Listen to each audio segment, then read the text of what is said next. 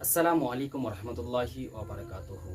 বন্ধুরা, আপনারা সবাই কেমন আছেন? আশা করি আল্লাহর অশেষ রহমতে ও নবী পাক সাল্লাল্লাহু আলাইহি ওয়াসাল্লামের ওয়াসিলায় সবাই ভালো আছেন। বন্ধুরা, এই গল্পটি হচ্ছে হযরতে আলী রাদিয়াল্লাহু তাআলা আনহুর জামানার। হযরতে আলী রাদিয়াল্লাহু তাআলা আনহু যখন খেলাফত পেয়েছিলেন, তিনার জামানায় দুজন ব্যক্তি রাস্তা অতিক্রম করছিলেন। এমন অবস্থায় ওই দুজন ব্যক্তি এক গাছের নিচে বসে যায় এবং তিনাদের ব্যাগ থেকে কিছু খাবার বের করে এবং খাওয়া যখন শুরু করতে যাবে, ঠিক সেই সময় একজন ব্যক্তি আসে এবং সেই ব্যক্তিকে তিনারা খাবার জন্য ডেকে নেন। এবার দুইজন ব্যক্তি ব্যাগ থেকে রুটি বের করলেন এবং কিছু সবজি বের করলেন।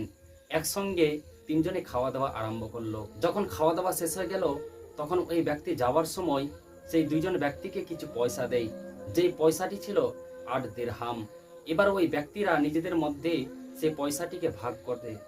যখন ভাগ করে পয়সাটিকে, তো একজন ব্যক্তি 5 টাকা নেই এবং একজনকে 3 টাকা দেয়। এই বলে অতিরিক্ত রেগে যায় যে আমি 4 টাকা পাবো, তুমিও 4 টাকা নাও, আমরা সমান সমান করে এই 8 টাকাকে ভাগ করে নিব। বন্ধুরা, এহেন অবস্থায় কিছু মানুষ এসে হাজির হয়। তারপরে সেই মানুষরা বলল যে তোমরা আর এখানে ঝড়ঝামেলা না করে হযরতে আলী রাদিয়াল্লাহু তাআলা আনহুর কাছে যাও এবং তিনার কাছে গিয়ে তুমি ফায়সালা চেয়ে নেবে। হযরতে আলী রাদিয়াল্লাহু তাআলা আনহুর কাছে যাই এবং হযরতে আলী রাদিয়াল্লাহু তাআলা আনহুকে সমস্ত জিনিস খুলে বলে, সমস্ত পুরো বিষয়টা খুলে বলে। তখন হযরতে আলী রাদিয়াল্লাহু তাআলা আনহু বললেন, তোমরা কি চাও? ওই ব্যক্তি তখন বললেন, আমাদের ফায়সালা চাই। তো হযরতে আলী রাদিয়াল্লাহু তাআলা আনহু বললেন যে ওই ব্যক্তিকে তুমি 2 টাকা দিয়ে দাও এবং তুমি 6 টাকা রেখে দাও। তখন ওই ব্যক্তি রেগে গেলেন যে যদি 2 টাকায় নিতে হতো তাহলে ওই ব্যক্তির কাছেই তো আমি নিয়ে নিতাম, আপনার কাছে আসলাম কেন? আপনার কাছে তো আমরা ফায়সালার জন্য এসেছি। তখন হযরতে আলী রাদিয়াল্লাহু তাআলা আনহু বেশ কিছুক্ষণ ধরে চুপ করে বসলেন। তখন হযরতে আলী রাদিয়াল্লাহু তাআলা আনহু বললেন যে তোমরা কি চাও? ওই দুজন ব্যক্তি বলল যে আমরা ইনসাফি ফায়সালা চাই, অর্থাৎ আমাদেরকে আপনি ইনসাফ করে দিন। তখন হযরতে আলী রাদিয়াল্লাহু তাআলা আনহু বললেন যে তোমরা যদি ইনসাফ চাও তাহলে ইনসাফের জন্য তুমি পাবে 1 টাকা আর ওই ব্যক্তি পাবে 60 টাকা। তখন ওই ব্যক্তি বলল, এ আলী, কিভাবে এটা হয়? এটা তো সম্ভব না।